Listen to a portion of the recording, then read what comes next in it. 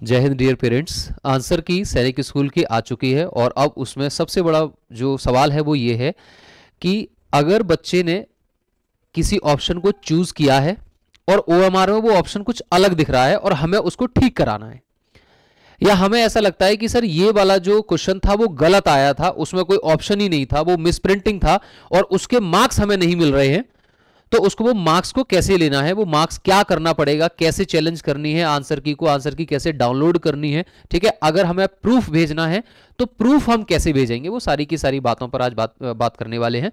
दूसरा मैं बात बता दूं कि जितने भी बच्चे हैं पूरे इंडिया में उन सब का एक सपना है और वो है सैनिक स्कूल घोड़ाखाल का। तो सैनिक स्कूल घोड़ाखाल में क्या है, उसका टाइम टेबल क्या है, वहां पढ़ाई कैसी होती है, उनका रूटीन क्या है, वो सारी की सारी बातें जानने के लिए आज शाम को आपको मेरे साथ लाइव जुड़ना है, शाम को 8 से 9 बजे। क्लियर है, मैं लाइव रहूंगा। ठीक है, और ये सारी चीजें बातेंगे जानने वाले हैं हम। वहां पर एक बच्चा है अर्नव, उनके मैंने यहाँ पे बुलाया है, तो उनसे हम बहुत सारी चीजें जानेंगे सैनिक स्कूल घोड़ाखाल में क्या है क्या नहीं है, शाम को 8 से 9 बजे। चलिए आज देखते हैं कि सर जो सैनिक स्कूल की आंसर की रिलीज हुई है उसको कुछ बच्चे ये कह रहे हैं कि सर हमारा डाउनलोड नहीं हो पा रहा। तो भैया कल वेबसाइट थोड़ी देर के लिए बिजी हो गई थी, डाउनलोड इसलिए नहीं हो पा रहा था, बट अब सब कुछ ठीक चल रहा है। आपको गूगल पे टाइप करना है AISSEE 2024 एंड फर्स्ट लिंक पे आपको क्लिक कर देना है।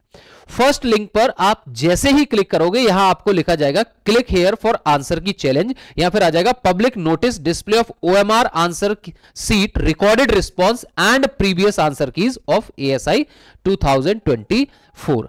क्लियर है। अब मैंने यहां पे कल भी बताया था अब कि सर हम यहां तक पहुंच रहे हैं लेकिन इसके बाद परेशानी हो रही है, इसके बाद आंसर की ओपन ही नहीं हो रही है। तो वही था, साइट बिजी हो गई थी, बट अब साइट बिल्कुल ठीक चल रही है, अब किसी को कोई प्रॉब्लम नहीं पड़ने वाली। जरा देख लेते हैं। एक इसमें क्या आपको चूज करना है, इसमें करना है आपको अपना एप्लीकेशन नंबर, और एप्लीकेशन नंबर आपको कब मिला होगा, आप अपने चाहे एडमिट कार्ड देख लीजिए, या एडमिट कार्ड के साथ साथ आपने जब फॉर्म फिल किया था तो फॉर्म फिल करने के समय आपको एप्लीकेशन नंबर वहां पे मिला होगा, तो वहां से आप एप्लीकेशन नंबर अपना चूज कर सकते हैं। उसके बाद आपको बच्चे की कैंडिडेट की डेट ऑफ बर्थ को चूज करना है। क्लियर है। और डेट ऑफ बर्थ को चूज करने के बाद जैसे ही आपको लास्ट में मिलेगा सबसे, ठीक है, आपको सिक्योरिटी क्वेश्चन यूज करना है 86395150। ठीक, अब ये किया मैंने सबमिट। ठीक है, ये 1 नहीं है भाई, 7 है, 750। अब ये किया मैंने सबमिट, और जैसे ही मैंने सबमिट किया यहां पर पूरे बच्चे का डेटा मेरे सामने निकल के आ गया। क्लियर है। जैसे ही मैंने सबमिट किया मेरे पास OMR सीट का पूरा डेटा मेरे सामने निकल के आ गया। अब मेरे पास 4 ऑप्शन है। सबसे पहला ये है चैलेंज आंसर की एंड व्यू चैलेंज आंसर की, एंड ये है चैलेंज OMR सीट। तो ये दोनों ऑप्शन क्या है, इन दोनों ऑप्शन पे जरा देखते हैं ध्यान से। सबसे मैंने पहले ही ऑप्शन चूज कर लिया कि सर ये देखते हैं कि आंसर की है क्या। ये वो आंसर की है जो NTA ने, सैनिक स्कूल ने, उनका जो पेपर हुआ था 28 जनवरी को, उसकी ये आंसर की है। अब आपको ऐसा लगता है कि सर इन्होंने फर्स्ट क्वेश्चन का जो फर्स्ट आंसर बोला है वो आंसर है आपका A, जबकि ये गलत है। इसकी जगह पर जो आंसर होना चाहिए था वो आंसर इनका होना चाहिए था आपका ऑप्शन नंबर B, C या D। तो आपको क्या करना है, आपको इसको चूज करना है। क्लियर है। आपको इस बार इसको एक बार टैप करना है, क्लिक करना है। या आपने कहा कि सर इनका जो क्वेश्चन नंबर 4 है ना, क्वेश्चन नंबर 4 में NTA ने जो करेक्ट आंसर बोला है वो correct answer according to the NTA option number A है, जबकि correct answer option number A नहीं होना चाहिए था। करेक्ट आंसर तो ऑप्शन नंबर D है, तो आपको ऑप्शन नंबर D पे क्लिक कर देना है, टिक कर देना है। क्लियर। और आपको ऐसा लगता है कि यार हम यहां से ऑप्शन नंबर 4 को अगर सेंड भी करते हैं तो इस बात का क्या प्रूफ है कि वो इसको सच मानेंगे या नहीं मानेंगे।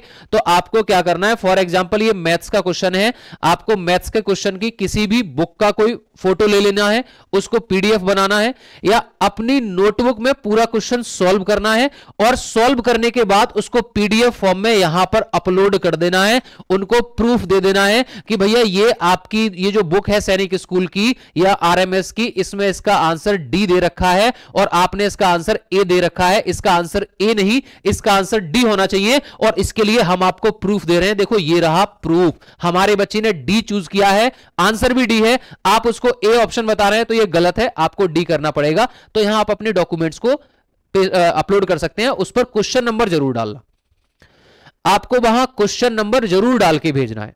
अब आपने ये जो पूरी आंसर की थी ना, आपने देखा सर पूरी आंसर की वो चेक किया, उसमें आपको 1 2 लेके कंप्लीट आंसर की में मान लीजिए आपको 10 20 1 2 या 3 क्वेश्चंस उनके गलत थे कि एनटीए ने जो आंसर की रिलीज की है उसमें 4 क्वेश्चनों के आंसर गलत हैं। तो जो क्वेश्चनों के आंसर गलत हैं और आपके अकॉर्डिंग जो आंसर सही होना चाहिए, आपको वो आंसर को टिक कर देना है।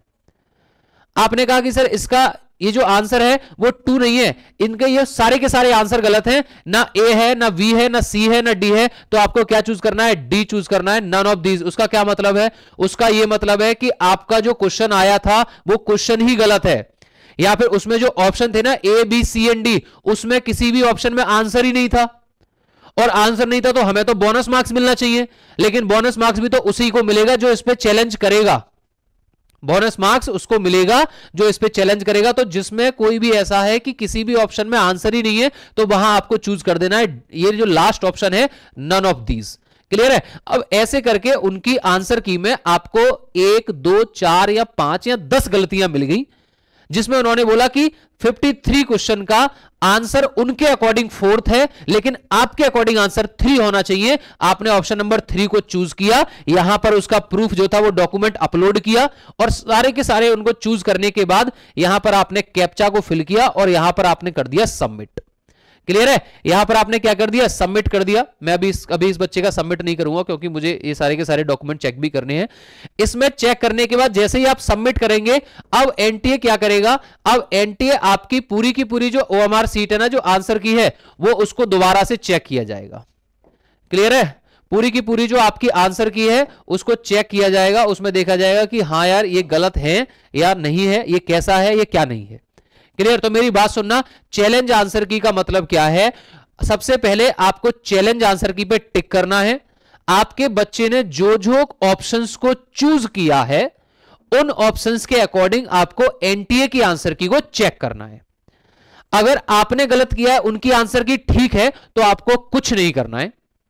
लेकिन आपको ऐसा लगता है कि उन्होंने ऑप्शन नंबर 2 को ठीक बताया है, लेकिन आंसर तो ऑप्शन नंबर 3 होना चाहिए, तो आपको उस क्वेश्चन को 3 को टिक कर देना है और लास्ट में जाके सब कुछ करके सबमिट कर देना है। या उनके चारों के चारों ऑप्शन गलत हैं, तो आपको उसमें चूज करना है नन ऑफ दीज। तो इस तरीके से आप अपनी आंसर की को चैलेंज कर सकते हैं। और अगर आपने जो चैलेंज किया है, आप जो कह रहे हैं वो ठीक है, आपने प्रूफ भेजा है उनको ठीक है, तो डेफिनेटली आपके बच्चे के मार्क्स बढ़ेंगे। मेरी बात क्लियर है? यस, आपके बच्चे के मार्क्स फिर उसमें बढ़ेंगे कि भैया ये क्वेश्चन आपके गलत थे, ये ऐसा था, ये वैसा था, ये था, ये था। अब दूसरा उन्होंने ये बोला है, उन्होंने चैलेंज ओएमआर भी बोला है। बच्चे ने ये ओएमआर को चूज किया, और ओएमआर चूज करने के बाद आपने जब घर पे ऑप्शंस को मिलाया और आपने बच्चे से पूछा कि बेटा आंसर क्या था, और आपको ऐसा लगता है कि हमारा बच्चा क्वेश्चन नंबर 1 में 3rd ऑप्शन को चूज करके आया था, फिल करके आया था, तो फिर यहां फर्स्ट वाला ऑप्शन कैसे रहा हुआ? तो आप चैलेंज ओएमआर भी कर सकते हैं कि ये जो ओएमआर है वो ठीक नहीं है, आप इसको दोबारा से देखिए क्योंकि इसमें वो ऑप्शन फिल नहीं हुए हैं जो हमारे बच्चे ने किए हैं, या इस ओएमआर में थोड़ा सा ऊपर नीचे गलत हुआ है। क्लियर है? तो आप इस तरीके से अपनी आंसर की को भी चैलेंज कर सकते हैं, और आप इस तरीके से अपनी ओएमआर को भी चैलेंज कर सकते हैं। आप उनको अपने मार्क्स को बढ़ा सकते हैं। मेरी बात सुन रहे हो? ये देखो चैलेंज ओएमआर सीट, आप यहां से बच्चे की ओएमआर को चैलेंज कर सकते हैं। क्या करना पड़ेगा? आपको, आपके बच्चे ने रिकॉर्डेड रिस्पॉन्स एज पर दी ओएमआर सीट, आपने ओएमआर को देखा। क्लियर है? और आप देखेंगे कैसे, एक बार जरा ध्यान से देखना, आपको कैसे, आपने ये ओएमआर देखी और आपने कहा कि सर मेरे बच्चे ने यहां फर्स्ट क्वेश्चन का आंसर ए फिल किया हुआ है। ऐसा हुआ है कई लोगों के साथ।